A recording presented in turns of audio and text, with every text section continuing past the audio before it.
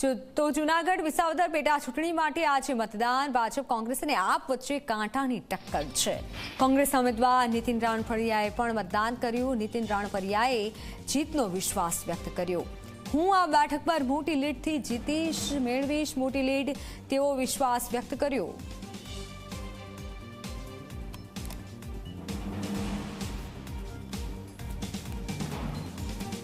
વિસાવદર પેટા ચૂંટણી પર હાલ જે મતદાન યોજાયું છે તેમાં ઉમેદવારો પણ મતદાન કરવા માટે પહોંચી રહ્યા છે। કોંગ્રેસના ઉમેદવારે મતદાન કર્યું છે અને જીતનો વિશ્વાસ વ્યક્ત કર્યો છે। કોંગ્રેસ ઉમેદવાર નીતિન રાણપરિયાએ જણાવ્યું છે કે હું આ બેઠક પર મોટી લીડથી જીત મેળવીશ તેવો વિશ્વાસ તેઓ વ્યક્ત કરી અને મતદાન કર્યું છે।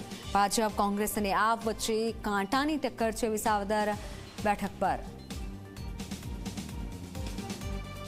સભાની જ્યારે પેટા ચૂંટણી છે ત્યારે સવારના જ મોટી સંખ્યામાં લોકો છે તે મતદાન કરવા આવી રહ્યા છે। મોટી સંખ્યામાં લોકો અહીંયા મતદાન કરવા માટે આવ્યા છે। ત્યારે કોંગ્રેસના ઉમેદવાર નીતિનભાઈ રાણપરિયા છે તેમના પરિવાર સાથે મતદાન કરવા આવ્યા। નીતિનભાઈ, ત્રિપાખીયો જંગ છે, કેવો વિશ્વાસ છે?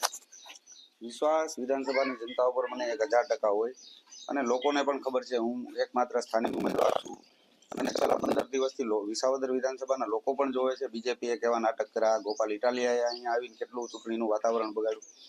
વિસાવદરના ઇતિહાસમાં અત્યાર સુધીમાં આવી હલકી કક્ષાની ચૂંટણી ક્યારેય નથી થઈ એવું વાતાવરણ ગોપાલભાઈ અહીંયા છેલ્લા 2 મહિનાથી કરી નાખ્યું અને વિસાવદર વિધાનસભાની જનતા શાણી છે।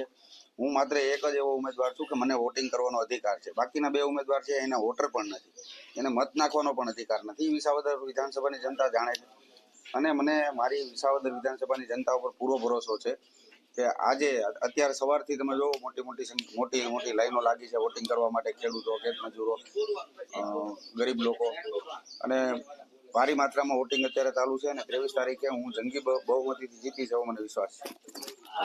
નીતિન રાણપરિયા જેને જીતનો વિશ્વાસ છે તે વ્યક્ત કર્યો છે। સવારથી મોટી સંખ્યામાં વિસાવદરના લોકો છે મતદાન કરવા આવી રહ્યા છે। ત્યારે ભેસાણ ખાતે નીતિન રાણપરિયા છે તે પરિવાર સાથે મતદાન કર્યું છે। અશોક બારોટ, જી મીડિયા, જૂનાગઢ।